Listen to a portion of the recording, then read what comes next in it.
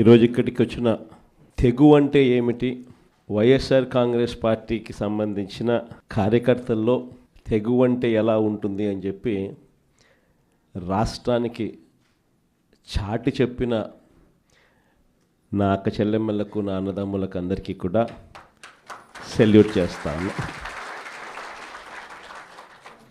ఎందుకంటే ఈరోజు మనము యుద్ధ వాతావరణంలో ఈరోజు ఆంధ్ర రాష్ట్రంలో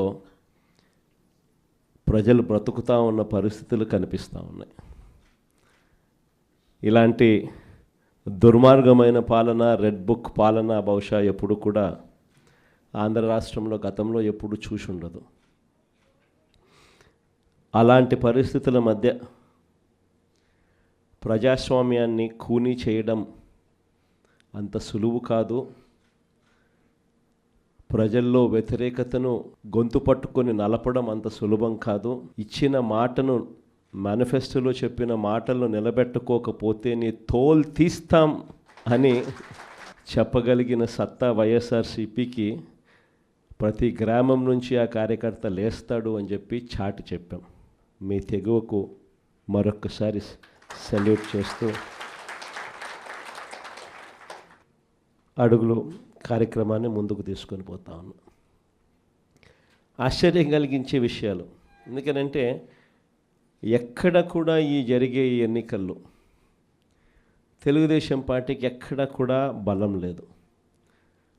ప్రజలు ఓట్లు వేసిన పరిస్థితుల మధ్య వైఎస్ఆర్ కాంగ్రెస్ పార్టీ జెండా మీద, వైఎస్ఆర్ కాంగ్రెస్ పార్టీ గుర్తు మీద గెలిచిన సభ్యులు ప్రతి చోట చూస్తే అసలు తెలుగుదేశం పార్టీ ఎందుకు పోటీ పెడతా ఉంది అని చెప్పి ఎవరికైనా కూడా ఇట్టే అర్థమవుతుంది.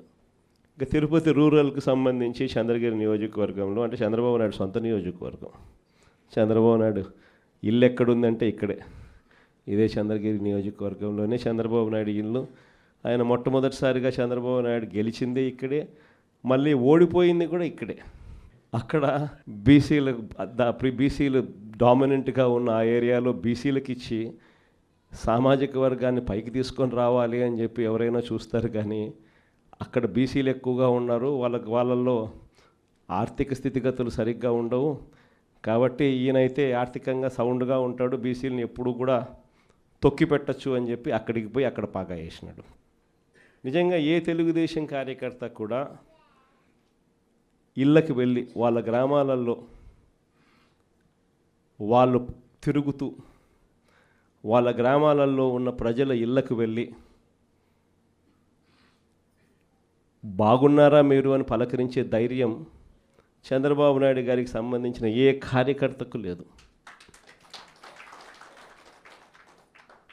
కారణం, చంద్రబాబు నాయుడు గారికి సంబంధించిన ఏ కార్యకర్త అయినా కూడా ప్రజల్లోకి వెళ్ళి వాళ్ళ ఇళ్ళ దగ్గరికి వెళ్తే ప్రతి ఒక్కరికి కూడా వెన్నులో భయమే. చివరికైతే నా అక్క చెల్లెమ్మలందరూ పొద్దుటూరు నుంచి ఎదురు చూస్తూ ఉన్నారు, కడప నుంచి ఎదురు చూస్తూ ఉన్నారు.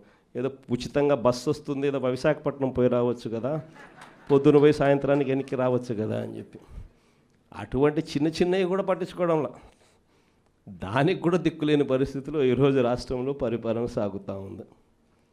మరోవైపున చూస్తే వ్యవస్థలన్నీ పూర్తిగా విధ్వంసం. మొన్నటిదాకా వైఎస్ఆర్ కాంగ్రెస్ పార్టీ ఉన్నంత వరకు గవర్నమెంట్ బడులలో పిల్లలకు గవర్నమెంట్ బడులకు పోయేదానికి గర్వంగా ఉండేది. గవర్నమెంట్ బడులలో మన పిల్లలను చదివించేటప్పుడు మనం గర్వంగా చెప్పుకునే పరిస్థితి నుంచి ఈరోజు గవర్నమెంట్ బడులలో అప్పట్లో నో వేకెన్సీ బోర్డ్స్ నుంచి ఈరోజు గవర్నమెంట్ బడికి పంపించారంటే తల్లిదండ్రులు హెసిటేట్ చేసే పరిస్థితులకి మళ్ళీ స్కూళ్ళు నాశనమైన పరిస్థితులు కూడా ఇప్పుడే చూస్తూ ఉన్నాం. వైద్య రంగం ఇంకా దారుణంగా తయారైపోయింది. ఈరోజు ఎవరికైనా ఆరోగ్యం బాగోలేకపోతే లక్షలు ఖర్చు చేస్తే తప్పనిచ్చి, వాళ్ళు ఖర్చు పెట్టుకుంటే తప్పనిచ్చి, వాళ్ళ అప్పులు పాలు అయితే తప్పనిచ్చి ఈరోజు ఆ పేదవాడు బతికి బయట పడే పరిస్థితే లేదు. ఏ పంటకు కూడా ఈరోజు గిట్టుబాటు ధర రాని పరిస్థితి.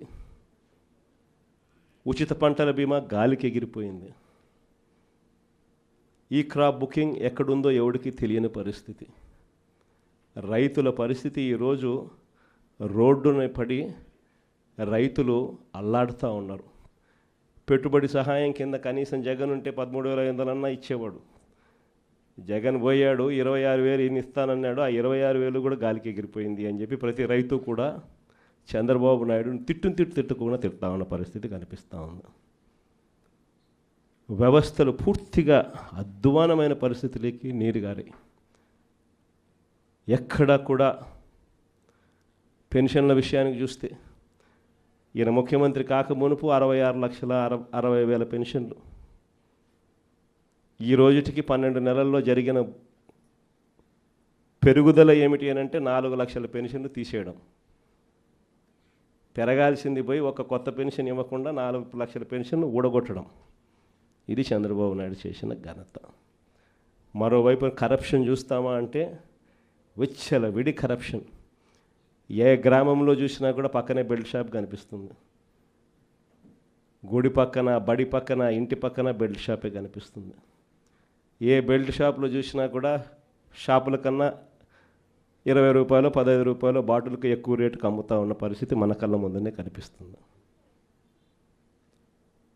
ఇసుక కళ్ళ ఎదుటే కనిపిస్తూ ఉంది. మన హయాంలో కన్నా 2 రేట్లకి పెట్టి అమ్ముతూ ఉన్నారు.